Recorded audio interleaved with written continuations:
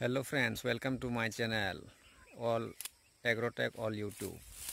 আজি মই আপোনালোকক দেখাব ওলাইছো মোৰ যিখিনি বাগান আছে বৰ্তমান ছিঙিবলৈ পাত ওলাই আহি আছে।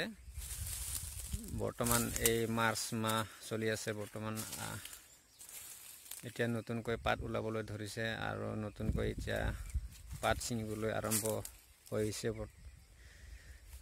কেইদিনমান আগতে কোনো পাত ওলোৱা নাছিল। বৰ্তমান ছিঙিবলৈ পাৰা হৈ গৈছে পাতবোৰ। এতিয়া লাহেকৈ আৰম্ভ কৰা হ'ব পাত ছিঙাসমূহ। আপোনালোকে চাই থাকক, এয়া মোৰ চেনেলৰ ভিডিঅ'। হাই ফ্ৰেণ্ডছ, গ্ৰীণ টিৰ কাৰণে কেনেকা ধৰণৰ পাত লাগে মই আপোনালোকক দেখুৱাই দি আছোঁ। এয়া চাওক আপোনালোকে, এইখিনি মানৰ পাত আপোনালোকৰ কাৰণে বহুত ধুনীয়া গ্ৰীণ টি হ'ব। বৰ্তমান এতিয়া 3 খিলা 4 খিলা পাতত আপোনালোকে ধুনীয়া গ্ৰীণ টি তৈয়াৰ কৰিব পাৰিব।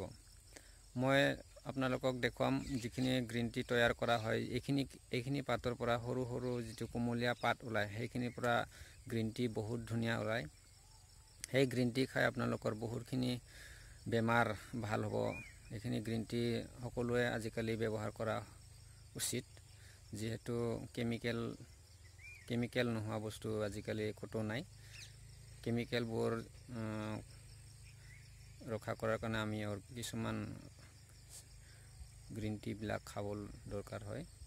গ্ৰীণ টি খালে আপোনাৰ ওজন কম হয় আৰু যিখিনি পেটৰ যিখিনি বেমাৰ থাকে সেইবোৰ কিছুমান আঁতৰি যায় আৰু নিজৰ দেহাটো স্বাস্থ্যৱান হৈ থাকে।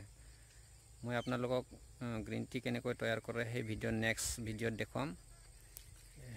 একদম প্ৰুফ হিচাপে দেখুৱাই দিম আপোনালোকক কেনেকৈ তৈয়াৰ কৰা হয় নিজৰ হাতেৰে, হেণ্ড মেকিং। Thank U. মই আপোনালোকক দেখুৱাইছোঁ পাতবোৰ কেনে ধুনীয়াকৈ ওলাইছে, কোমলীয়া কোমলীয়া পাত। এয়া চাওক আপোনালোকে, মোৰ বাগানৰ পাত কি সুন্দৰভাৱে পাত ওলাইছে। গোটেই সকলোবোৰ গছতে পাত ওলোৱা নাই বৰ্তমান, যিহেতু বৰষুণ কম। বৰষুণ অলপ আহিলে আকৌ ভালকৈ পাতবোৰ দেখা পাব। এইবোৰ ধুনীয়াকৈ পাত ওলাইছে, আপোনালোকে চাই থাকক। কোমলীয়া কোমলীয়া গ্ৰীণ লিভছ আপোনালোকে চাওক কি সুন্দৰ দেখা হৈ গৈছে।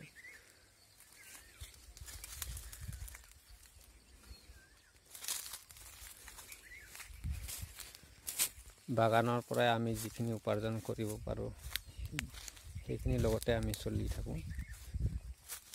গতিকে মোৰ চেনেলটো ছাবস্ক্ৰাইব কৰিব, লগৰীয়া বন্ধুৰ লগত শ্বেয়াৰ কৰিব। এয়ে মোৰ আপোনালোকৰ ওচৰত অনুৰোধ থাকিল। ভিডিঅ'বোৰ এনেকৈ ধুনীয়া ধুনীয়া ভিডিঅ'বোৰ মই আকৌ আনিম। আপোনালোকে লাইক শ্বেয়াৰ কৰিব নাপাহৰিব। Thank you. এইখিনি গ্ৰীণ লিভছ লগতে মই গ্ৰীণ টি দেখুৱাম আপোনালোকক। বৰ্তমান গ্ৰীণ টিৰ কাৰণে ধুনীয়া পাত হৈ আহি আছে। প্ৰথমতে গ্ৰীণ টি মই বনাই দেখুৱাম আপোনালোকক। এইখিনি পাতৰ পৰা গ্ৰীণ টি কেনেকৈ হয়। গ্ৰীণ